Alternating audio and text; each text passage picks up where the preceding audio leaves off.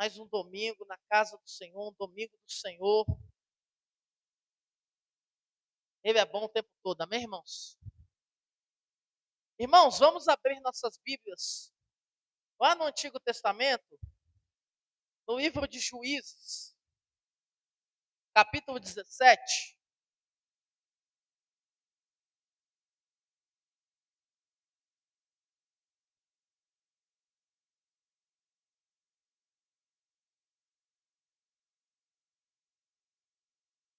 Juízes, depois do Pentateuco, depois de Gênesis, Êxodo, Levítico, Número, Deuteronômio, Josué, Juízes. Capítulo 17. Nós vamos hoje dar uma pequena pausa na série de mensagens das 7 igrejas. Nós vamos falar sobre uma mãe que me chama muita atenção, a palavra de Deus. Vamos aproveitar o dia e vamos pensar sobre algumas coisas juntos, amém? Livro de Juízes, capítulo 17, a partir do versículo 1. Diz assim a palavra do Senhor. Havia um homem da região montanhosa de Efraim, cujo nome era Mica. Ele disse à sua mãe: as 1.100 moedas de prata que me foram roubadas, e a respeito das quais a senhora me falou e proferiu maldições, eis que esse dinheiro está comigo, eu o peguei. Então a mãe lhe disse: o Senhor o abençoe, meu filho. Assim ele devolveu as 1.100 moedas de prata à sua mãe, que disse: de minha parte, dedico esta prata ao Senhor Deus, a favor de meu filho. Será usada para fazer uma imagem de escultura e uma de fundição. Por isso agora eu devolvo esta prata a você. Porém o filho devolveu a prata à sua mãe, que pegou 200 moedas de prata e as deu a um ourives, o qual fez delas uma imagem de escultura e uma de fundição. E a imagem ficou na casa de Mica. E assim este homem, Mica, veio a ter um santuário, fez uma estola sacerdotal, alguns ídolos do lar, e consagrou um de seus filhos para ser o sacerdote. Naqueles dias não havia rei Israel, cada um fazia o que achava mais certo. Havia um jovem de Belém de Judá, da tribo de Judá, que era levita e estrangeiro naquele lugar. Esse homem partiu da cidade de Belém de Judá em busca de outro lugar para morar. E assim, seguindo seu caminho, chegou à região montanhosa de Efraim até a casa de Mica. E Mica lhe perguntou: de onde você vem? Ele respondeu: sou levita de Belém de Judá. Estou procurando um lugar para morar. Então Mica disse: fique comigo como meu conselheiro e sacerdote. Eu lhe darei 10 moedas de prata por ano e a roupa e o sustento. O levita entrou e consentiu em ficar com aquele homem. E o jovem era para ele como um de seus filhos. Mica consagrou o jovem levita, que passou a ser o seu sacerdote. E o jovem ficou na casa de Mica. Então Mica disse: agora sei que o Senhor me fará bem, porque tenho um levita como sacerdote. Vamos orar, irmãos? Feche seus olhos, curva sua cabeça mais uma vez. Pai, no nome de Jesus, ó Deus, é a tua palavra que está diante da tua igreja, Senhor. Que o Senhor nos ajude, ó Deus, a edificar esta mesma igreja, ó Pai, com todo temor e tremor, ó Deus, porque a igreja é do Senhor, ó Pai. Todos que estão aqui dentro são filhos teus, ó Pai.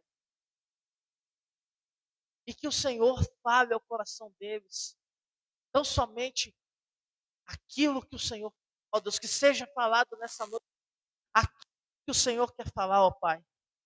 No nome de Jesus, ó Deus, que possamos entender, compreender a tua palavra, Senhor. No nome de Jesus, e para a glória do teu nome. Amém. Meus irmãos, o título da mensagem de hoje é Mães que Edificam, não que Destroem. E aqui nesse texto, meus irmãos, nós iremos tratar algumas questões que em algum momento não vão aparentar ser do nosso dia a dia. Mas essas questões elas vão nos trazer um entendimento da vontade de Deus para que a gente não erre em nossas casas. Eu achei muito importante trazer a história dessa mãe aqui, porque hoje é o Dia das Mães, e eu queria pensar algumas coisas com os irmãos dentro disso. E dentro do fluxo dessa história, como essa história anda, meus irmãos, a gente precisa de entender o papel maior de uma mãe. E nós devemos, dentro desse papel de uma mãe, fazer uma afirmação que realmente importa. Que qual é essa afirmação? As mães, elas são peças fundamentais para o desenvolvimento das gerações na vontade do Senhor. Uma mãe não pode se isentar da sua responsabilidade de ensinar os seus filhos no caminho que eles devem andar. Amém? E quando a gente se volta para esse texto aqui, meus irmãos, a gente precisa de refletir sobre essa mãe. Essa mãe, ela é uma personagem dessa história que pode até não ser a personagem principal, mas ela é de grande importância para a gente entender o valor de uma mãe na formação de uma família, não só material, mas espiritual de uma família também. Então, meus irmãos, a primeira coisa que a gente precisa se perguntar quando a gente depara com esse texto é qual era a motivação espiritual dessa mãe. A gente vai ver aqui a primeira coisa, que essa mãe, ela foi roubada, o filho dela que roubou ela, e essa mãe, ela pega essa prata que esse filho havia roubado e ela dedica ao Senhor. Mas ela dedica para fazer uma imagem esculpida. Então, é meio confuso, né, irmãos? O que será que essa mãe queria? Será que ela queria honrar a Deus ou satisfazer a sua necessidade religiosa, pagã, disfarçada de piedade? O que essa mãe queria? E, meus irmãos, quando eu estava analisando esse texto, pensando sobre ele, estudando, é, eu vi que ela não tinha uma, uma necessidade pagã disfarçada de piedade. É muito mais provável que essa mulher ela estivesse sofrendo com algo que eu chamo de alienação do aprendizado e da falta de entendimento teológico. O que é isso, André? Alienação é separação. Ela estava separada do aprendizado e ela estava sem entender quem o Senhor era. Ela não entendia quem o Senhor era. E isso se dava, meus irmãos, por quê? Isso provavelmente aconteceu com essa mulher. Ela não entendia qual era a vontade do Senhor para a vida dela. Porque a transmissão da lei do Senhor, nessa época aqui de Juízes, o povo veio do Egito, conquistou, Moisés morreu, Josué e Caleb entraram na terra, conquistaram a terra, não havia reis em Israel, haviam juízes, e não haviam pergaminhos, escribas, copiando a lei do Senhor. Então, a transmissão da lei do Senhor era feita de forma oral. E possa ser que essa transmissão oral possa ter falhado na vida dessa mulher.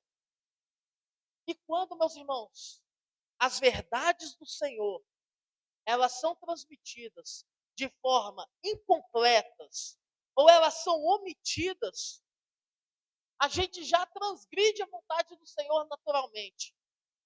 Quando acontece isso, piora mais ainda. O homem certamente irá transgredir a vontade do Senhor. E ainda que seja por ignorância, meus irmãos, não deixará de ser uma transgressão. E as consequências, elas podem ser desastrosas. E aí você pode se perguntar assim, Andrei, por que ela não consultou a lei de Deus antes de autorizar o uso da prata? É muito provável, meus irmãos, que ela não tenha feito isso por conta da confiança no ensino que ela tivesse recebido, que ela tinha recebido. E o detalhe que nós precisamos de pensar, meus irmãos, aqui nesse texto, é que quando a gente recebe o ensino dos nossos pais, ou de alguém que confiamos muito, a gente toma aquilo como verdade, a gente carrega aquilo conosco. Não é mesmo? Agora, soma isso ao fato de que aqui no livro de Juízes era uma época onde os pergaminhos, os escribas não existiam.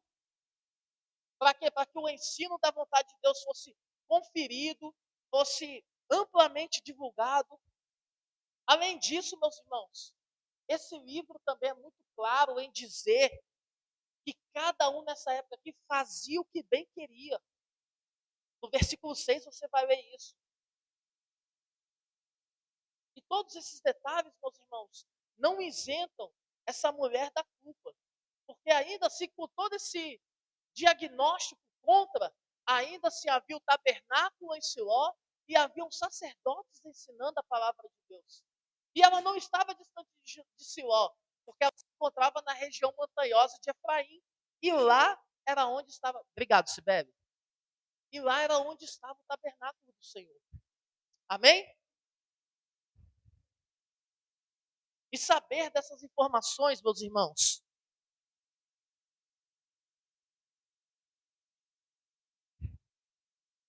revela para a gente sobre a formação bíblica dessa mulher e sobre a influência da cultura que tinha no lar dela. Qual que era a cultura? A cultura dos cananeus, dos povos pagãos ali da cultura cananeia. Essa mulher, meus irmãos, olha só como é que o ensino estava tão distorcido na vida dela, que ela sabia que devia aplicar o mandato do Senhor, que está lá em Deuteronômio 6, 4, 7, que diz assim: escute, Israel, o Senhor nosso Deus é o único Senhor. Portanto, ame o Senhor seu Deus de todo o seu coração, de toda a sua alma e de toda a sua força. Porém, meus irmãos, nós podemos ver que parte desse ensino se perdeu na vida dessa mulher. E a cultura do local que ela morava influenciou a devoção daquela mulher. Porque o texto ele mostra que ela apreciava que o filho dela tivesse uma vida diante do Senhor. Mas ela não sabia e não havia ensinado ao seu filho como ele poderia ter uma vida santa e justa cumprindo a vontade do Senhor. E meus irmãos, ensinar religiosidade vazia aos nossos filhos é a mesma coisa que nada. E isto nós vemos no fato de que ela queria agradar ao Senhor, ela queria honrar ao Senhor, ela queria que seu filho seguisse esse caminho, mas Mica roubou a própria mãe. E os motivos nós não sabemos por que Mica fez isso, mas ele roubou a própria mãe. Nós sabemos que ela era religiosa, que ela achava que estava adorando ao Senhor, mas no final das contas, o que acontecia? Essa mãe estava perdida com a sua família. E a prova, meus irmãos, dessa falta de direção era que o que orientava as decisões espirituais dessa casa não era a palavra de Deus, mas era a vontade dela que estava corrompida, o entendimento dela que estava corrompido. Era o que guiava essa casa. O entendimento da mãe e depois o entendimento do próprio Mica. Que dentro dessa religiosidade vazia, quis ter uma igreja dentro da sua casa, um culto próprio, um sacerdote próprio para ele mesmo. Quando havia, como eu disse, um tabernáculo estabelecido, sacerdote estabelecido para que o povo reunisse e adorasse ao Senhor. Amém? Mica queria um sacerdote de aluguel. Mica talvez queria alguém que dissesse o que ele queria ouvir, que fosse conveniente para ele. E hoje, meus irmãos, quantos não fazem o mesmo? Trocam a igreja por qualquer coisa. Ou querem ter sua igreja pessoal. Ou procuram um pastor que atenda bem, que a pregação não incomode, que não fale sobre as suas faltas, sobre os seus pecados, sobre as suas culpas. E isso é rejeitar o governo do Senhor, porque o Senhor registra essas histórias, meus irmãos. Histórias de pessoas que erraram, para que a gente também seja exortado e não entre nesse caminho. Quando nós estamos mais interessados em nutrir as nossas vidas vazias, quando o homem está mais interessado em nutrir os seus pecados de estimação do que ouvir as verdades do Evangelho, que por vezes vão incomodar, é muito provável que esse homem esteja adorando mais os ídolos que ele mesmo fabricou do que o Senhor. Amém? Meus irmãos, nós precisamos também de falar que a maldição inicial e a revogação dessa maldição também dessa mãe, elas revelam também muito sobre o conhecimento espiritual que essa mãe pensava ter. Essa mãe, talvez ela estivesse vendo a maldição como uma ferramenta de controle. Mas depois, quando o filho confessa que roubou, ela transforma a maldição em bênção material. Versículo 3, ela diz o quê? De minha parte, dedico esta prata ao Senhor Deus a favor do meu filho. Não estou dizendo aqui, meu irmão, que ela deveria amaldiçoar o filho dela, ou ameaçá-lo de morte, ou entregar para a justiça da época, algo do tipo. Mas eu estou dizendo que a mãe ela usou de conveniência ao amaldiçoar, quando ela achou que era um ladrão qualquer, ela amaldiçoou. E ela também usou de conveniência ao abençoar, quando descobriu que o ladrão era o seu filho. E ao invés de confrontar diretamente o filho com a lei, ela abrandou o negócio. E tudo isso que ela fez, ela amaldiçoou e depois ela passou um pano, né? Ela tá novo, opa, não precisa mais. Tudo isso que ela fez, meus irmãos, é diferente da disciplina bíblica. A disciplina bíblica, ela é pessoal, ela é amorosa, ela é orientada para a restauração. A maldição, ela gera medo. A disciplina, ela gera sabedoria. Provérbios 29:15 diz o quê? A vara e a disciplina dão sabedoria, mas a criança entrega a si mesma envergonha a sua mãe. Então, mamães, o que eu quero dizer a vocês? Use a sua autoridade materna para abençoar o seu filho segundo a verdade. Provérbios 13:24 diz assim: o que retém a vara odeia o seu filho. Quem o ama, este disciplina desde cedo. Meu irmão e minha irmã, em nome de Jesus, tá? Eu não estou aqui fazendo apologia para que vocês se tornem espancadores dos seus filhos e dos seus netos. Né? Como a gente tem relatos dos nossos pais, né? Que falam que sofreram muito com isso, né, que apanharam demais, né? O que eu quero dizer é que você precisa de encontrar um equilíbrio entre quando corrigir com a repressão, com palavras, e quando você deve corrigir com a vara. Amém? A vara na Escritura, ela é um instrumento de correção amorosa e limitada. A vara, ela não é um instrumento de espancamento, de explosão ou de ira, tá? O objetivo da correção com a vara é quebrar a rebeldia. Não é quebrar o espírito da criança, do filho. Não é quebrar o espírito dele, não é deixar ele desanimado, mas é quebrar a rebeldia. Então, a gente nunca faz essas coisas primeiro com ira, né? Irados com raiva, né? Mas nós fazemos essas coisas para quebrar a rebeldia, não quebrar o espírito dos nossos filhos. E Colossenses 3:21 vai dizer exatamente isso. Que a gente não deve entristecer os nossos filhos. Amém? Meus irmãos, o texto mostra que Mica confessou o roubo porque teve uma maldição. E isso precisa de gerar algumas perguntas para a gente refletir. Primeiramente, que tipo de consciência que essa mãe transmitiu para esse filho? Mica devolveu o dinheiro por medo da maldição. Não foi por arrependimento. Um arrependimento verdadeiro, genuíno. Será que a mãe ensinou para esse menino somente o medo da punição, mas ela não ensinou a ele o amor à justiça? Provável que sim, né? Quando a gente olha para esse texto. E aqui, meus irmãos, entra o que eu falei sobre equilíbrio.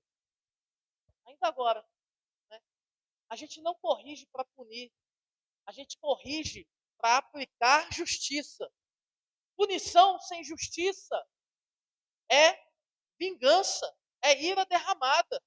E a palavra diz em Efésios 4:26, fiquem irados, mas não pequem.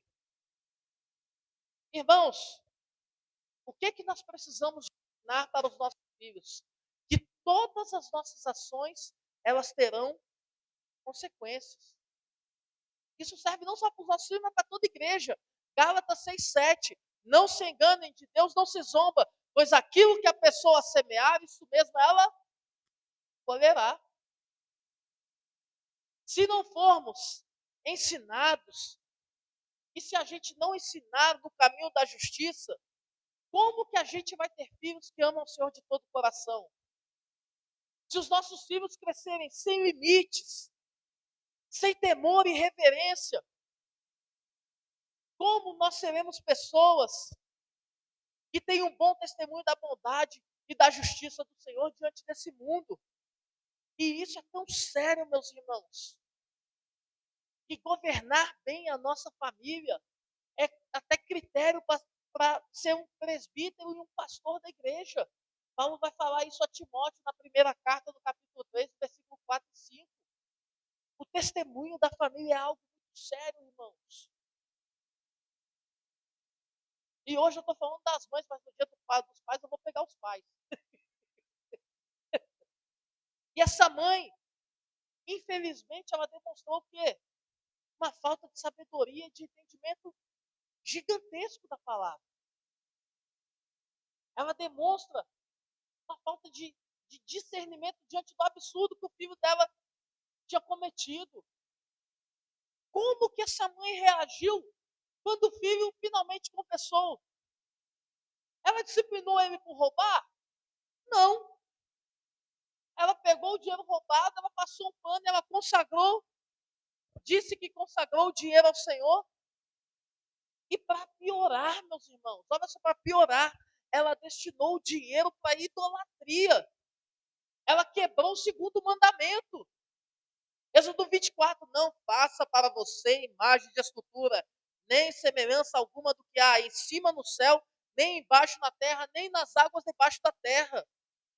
Irmãos, o negócio aqui é tão sério que ela nem percebeu que ela estava patrocinando um sistema sacerdotal falso, um culto falso, achando que era para o Senhor, quando na verdade o dinheiro dela estava financiando a corrupção do culto, a corrupção na vida daquele filho, da família dela. Meus irmãos, as mães podem, sem saber, o que não isenta de culpa, mas podem, sem saber, estar financiando ídolos domésticos com seu suor, com seu dinheiro, com a sua prata. O que as mães podem estar financiando hoje, sem saber? Prioridades erradas na vida dos filhos, falta de respeito para com o próximo, desleixo com as coisas do Senhor, com o momento do culto, com os elementos do culto, priorizando carreiras e bem-estar dos filhos acima da aliança que eles têm com o Senhor.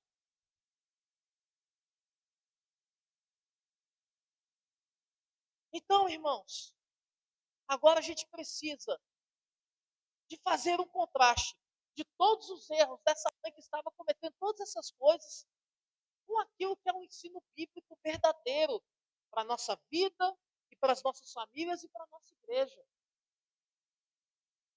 A gente precisa de colocar agora frente a frente o modelo errado de mãe, que permite construir um santuário privado que vai desviar os seus filhos, com o modelo bíblico de mãe, que forma filhos discípulos de Cristo sob a luz do Evangelho. Amém? Primeira coisa que nós precisamos de pensar dentro disso. O que essa mãe buscava para o filho dela? Quando você olha para o versículo 2 e 3, você vai ver que essa mãe queria que o filho dela tivesse bem. Mas só que ela não estava sabendo, meus irmãos, que o bem-estar da nossa família, ele está condicionado à nossa família conhecer a vontade do Senhor e reverenciar e entender quem o Senhor é de fato. Por que eu estou dizendo isso, meus irmãos? Pergunte a pais crentes que hoje têm os seus filhos longe da fé. Meus irmãos, por mais que esses filhos eles tenham suas vidas bem-sucedidas, para um pai e para uma mãe que ama ao Senhor, ter um filho distante do amor de Deus, é de uma aflição terrível no coração. E o seio familiar dessa família nunca vai estar bem.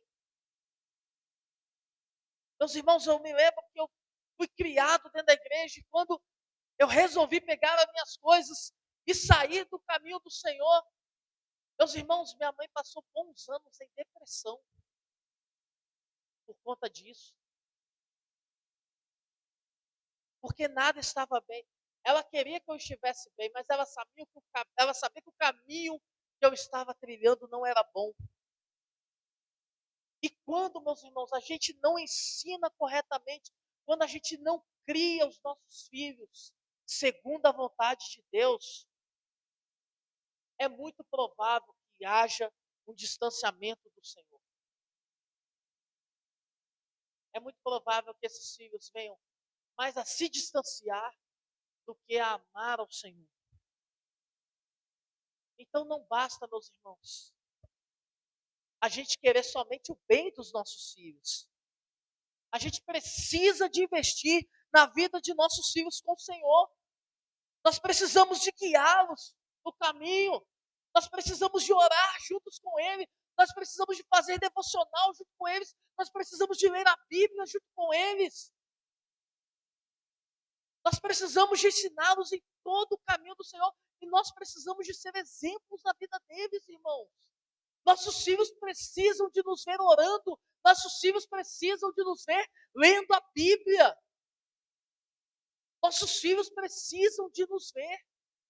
Porque essa idade é a idade que eles estão aprendendo as coisas, pegando as práticas.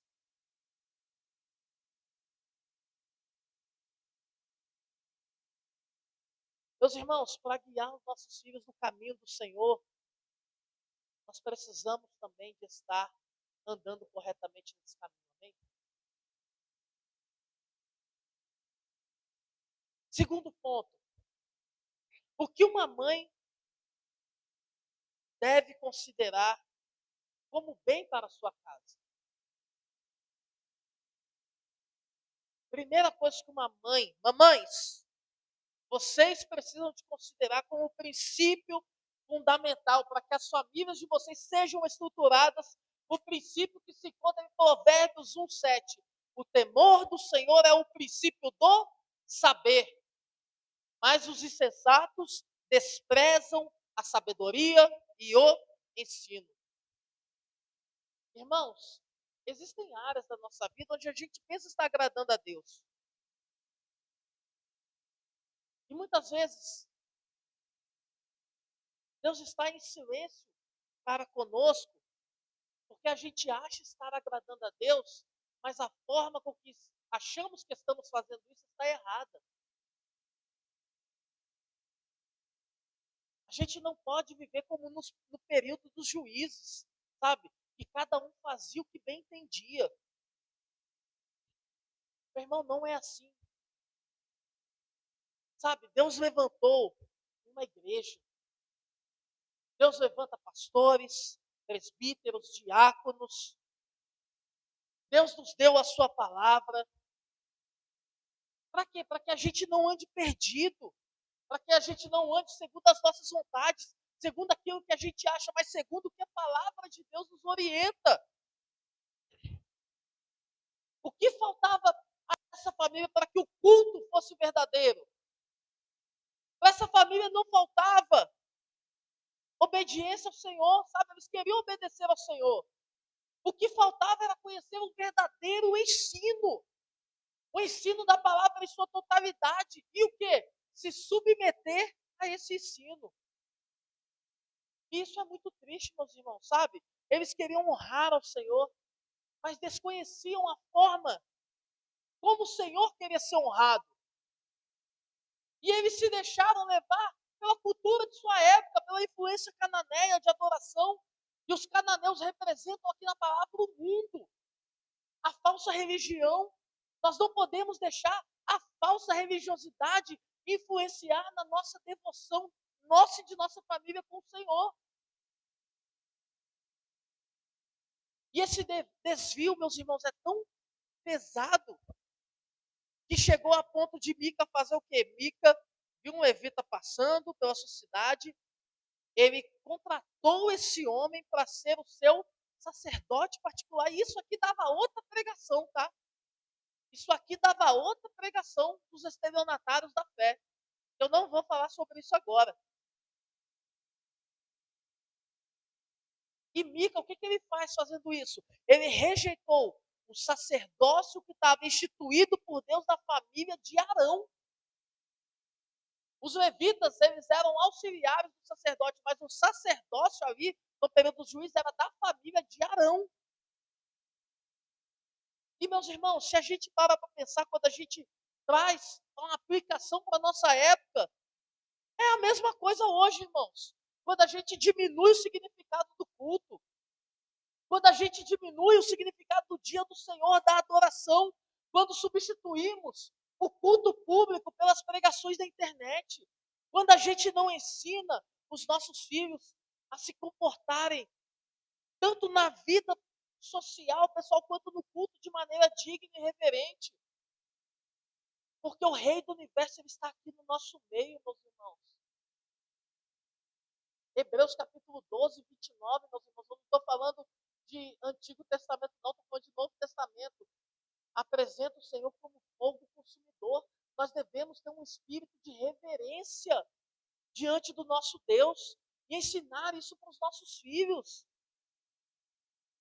Sabe, meus irmãos, quando a gente leva a vida assim de qualquer jeito, nós estamos rejeitando o verdadeiro sacerdote. Nós estamos rejeitando o sacerdócio de Cristo. Sabe, irmãos, o que eu mais ouvi nessa jornada, principalmente daqueles que se afastaram do Senhor, é: não, eu não estou indo na igreja não, mas eu estou ligadão em Cristo. Mas será que a adoração dessas pessoas realmente está segundo aquilo que é a vontade do Senhor revelada na palavra dele? Eu duvido muito, meu irmão. Hebreus 10, 25 dá uma ordem muito clara: não deixem de congregar, como é costume de alguns. Só o fato de você deixar de congregar já é um indício de afastamento do Senhor. Nós estamos, meus irmãos, diante da mediação de Cristo hoje. Nós não estamos diante da mediação de qualquer levita ou da família de Arão. Mas nós estamos na mediação do sumo sacerdote, segundo a ordem de Melquisedeque, que é o próprio Cristo. E a esse Cristo nós devemos prestar adoração e reverência. Ensinar as nossas famílias no caminho em que eles devem andar. E vocês, mamães, podem ensinar para os seus filhos a não terem seus ídolos particulares, seu sacerdócio particular. Vocês podem ensinar aos seus filhos que eles têm um sumo sacerdote que é o próprio Cristo. E que este sacerdote, Ele ensina para a gente na palavra dele como a gente adora e como a gente honra ao Senhor de forma correta, seguindo a vontade dele nas Escrituras. Devemos ensinar que quando aprendemos com Jesus, seguimos a vontade do Senhor, todas as bênçãos que Ele mesmo conquistou para nós são derramadas sobre nós, meus irmãos. Nós somos a família de Deus, nós somos o povo de sua aliança. E vocês, mamães, precisam de ensinar aos seus meninos a forma como o Senhor quer ser adorado, que é em espírito e em verdade. Diferente dessa mãe que estava ensinando uma religiosidade vazia, mentirosa. O Senhor quer ser adorado em espírito e em verdade. Uma entrega total. Por que que quando estamos no dízimo, nós falamos sempre que nós adoramos ao Senhor com o nosso tempo, com as nossas palavras, com as nossas atitudes e com os nossos recursos? Porque o Senhor, Ele quer todo o nosso ser. E quando entregamos todo o nosso ser e todas as áreas da nossa vida ao Senhor, isso é adorar ao Senhor em espírito e em verdade. Amém? Para a gente encerrar, meus irmãos, diferentemente dessa mãe, a gente viu uma mamãe no início desse culto, Maria, a mãe do nosso Senhor. Maria, Lucas 2,51 diz que ela ouviu a palavra do anjo e ela guardou a palavra no coração. A mãe de Mica, ao não conhecer a lei, o que ela fez? Ela fez o que ela achava que parecia certo. E Maria, também, mesmo não entendendo, ela fez o que a palavra mandava. Então aqui a gente tem um modelo, meus irmãos. Não de uma mãe infalível, mas uma mãe que se inclina diante da palavra de Deus. Amém? A melhor herança que uma mãe dá para os seus filhos não são bens materiais, não é uma religião moldada à sua vontade ou à vontade da cultura em que ela vive, mas a melhor herança que uma mãe dá para os seus filhos é a Bíblia aberta, é a oração e é o ensino segundo a vontade de Deus. E para encerrar, meus irmãos, façamos um chamado à mãe que errou, sabe? A graça de Cristo, ela cobre o pecado, mas a graça de Cristo também, ela nos chama a abandonar a ignorância espiritual e a amadurecer, e a crescer e a aprender cada dia mais e mais do Senhor. A palavra nos chama para isso. Então, se você, mamãe, e todos nós, você reconhece que tem montado um santuário particular em sua casa, prioridades erradas, formas de adoração inventada, confianças em objetos ou em rituais, saiba que Cristo morreu exatamente para que a gente fosse livre dessas coisas e para que a gente voltasse à verdadeira essência da adoração. Cristo, ele purifica a nossa adoração e ele quer nos ensinar essa adoração pura, santa, que agrada ao Senhor. Sabe, meus irmãos, que nós entreguemos ao Senhor a nossa prata, os nossos ídolos, os nossos levitas particulares, os nossos sacerdotes particulares. E quando a gente fizer isso, nós começaremos a aprender o verdadeiro culto ao Senhor. Minhas irmãs, o Senhor chama vocês para serem mães que edificam, mães que constroem, mães que apontam o caminho. O Senhor chama você nesta noite para isso. Amém? Que Deus te abençoe. Que você seja fortalecido para andar segundo aquilo que o Senhor tem te chamado. Amém?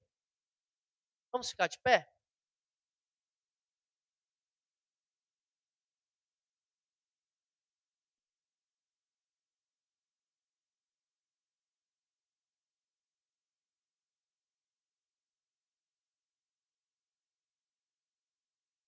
Os irmãos,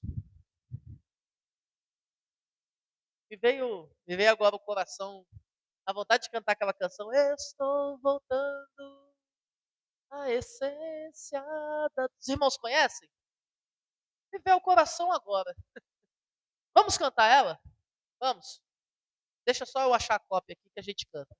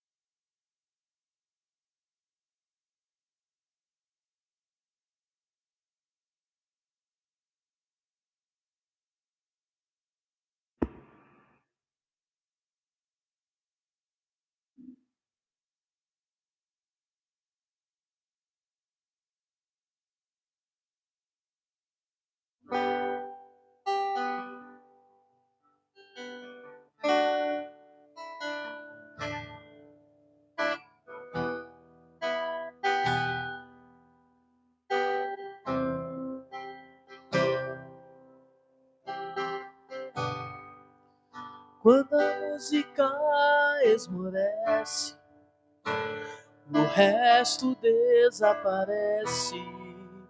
Simplesmente a ti me achego,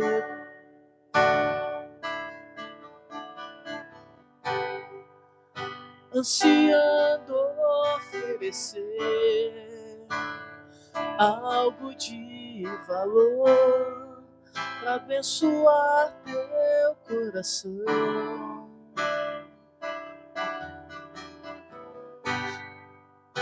Quando a música esmorece, o resto desaparece. Simplesmente a ti me achego,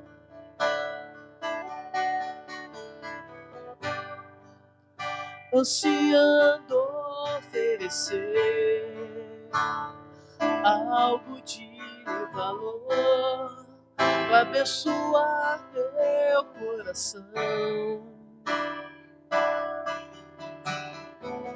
Mais que uma canção eu te darei, pois apenas uma canção não é o que queres de mim. Mais profundo busca o Senhor do que os olhos podem ver. Queres meu coração?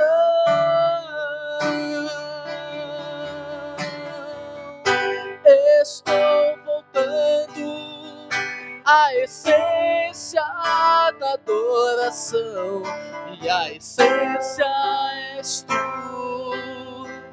a essência és tu, Jesus.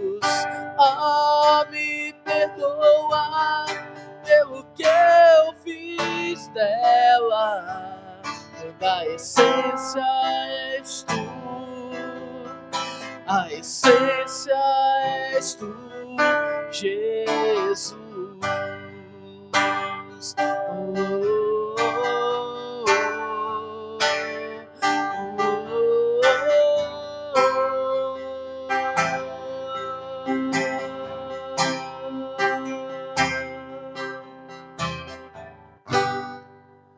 Rei de imensurável valor, ninguém pode expressar o quanto és muito digno.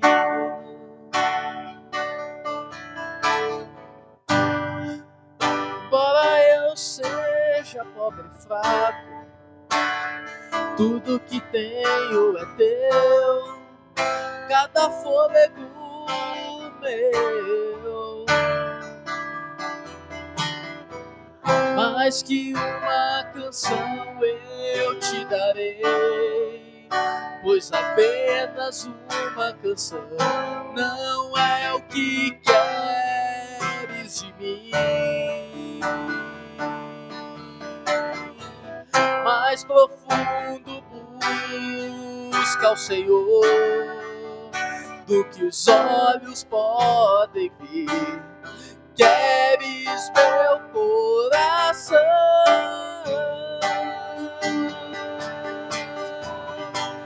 estou voltando à essência da adoração, e a essência és tu, a essência és tu, Jesus. Oh, me perdoa pelo que eu fiz dela, quando a essência és tu, a essência és tu, Jesus. Estou voltando à essência da adoração, e a essência és tu, a essência és tu, Jesus. Me perdoa pelo que eu fiz dela, quando a essência és tu, a essência és tu, Jesus. Pai, nós te louvamos, Senhor. Nós te agradecemos, ó Deus, porque o Senhor tem nos trazido de volta, ó Deus, porque o Senhor tem nos mostrado o caminho em que devemos andar, e louvado e agradecido seja o teu nome por isso, ó Deus. Que saiamos daqui fortalecidos, ó Pai, para cuidar das nossas famílias, para cuidar das nossas vidas, ó Deus, e para não nos rendermos, ó Pai, a cultura desse mundo, ó Deus, aquilo que o mundo quer impor sobre as nossas vidas, ó Pai, sobre as nossas famílias, mas que sejamos, ó Deus, guerreiros do Senhor, aptos para lutar as batalhas do Senhor, de acordo com aquilo que o Senhor, ó Deus, deixou descrito na tua palavra, Pai. No nome de Jesus, ó Deus, faça com que a gente, ó Deus, cresça, ó Deus, amadureça, Pai, na tua vontade, ó Pai, para que a gente não cometa os erros, ó Pai, de achar que estamos adorando ao Senhor, mas na verdade estamos indo contra a vontade do Senhor, ó Pai. Livra-nos dessa tragédia, ó Deus. Livra as nossas famílias da nossa tragédia, ó Deus. Livra, ó Deus, as nossas casas dessa tragédia, ó Deus. Livra, ó Deus, essa igreja dessa tragédia, Pai. Livra-nos, Pai. No nome de Jesus. No nome de Jesus, ó Deus. Que o Senhor te abençoe e te guarde. Que o Senhor faça resplandecer o seu rosto sobre ti e tenha misericórdia de ti. Que o Senhor sobre ti levante o rosto e te dê a paz. Amém. Que você tenha uma semana abençoada, meu irmão, em nome de Jesus. Amém? E eu quero convidar todas as mamães para estarem aqui à frente, agora, nesse momento. Mamães, venham aqui. Todas as mamães. Todas as mamães. Sibeli, chama a Suelen para mim.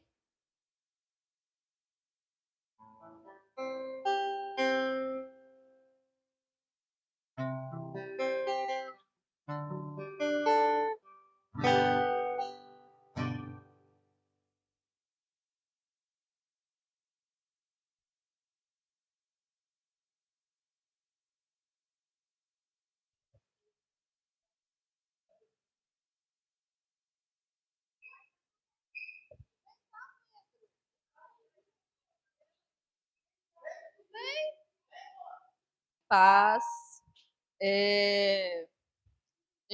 Nós temos, né, uma pequena lembrança para as mães e um lanchinho também depois, né?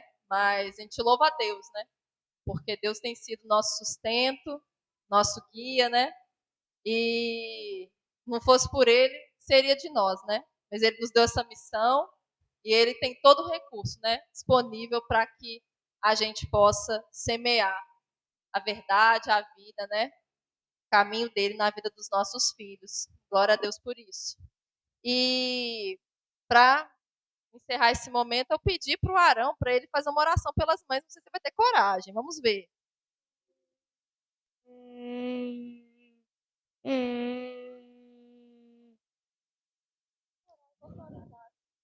Papai do céu, obrigado por você.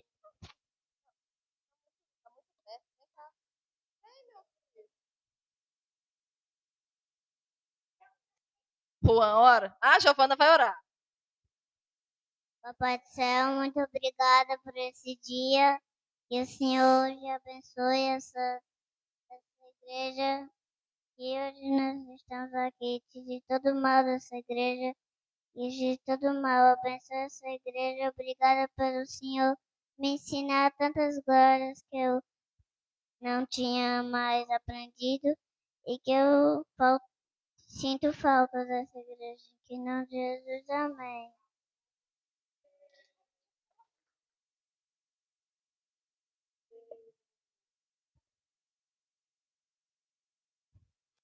O, os filhos da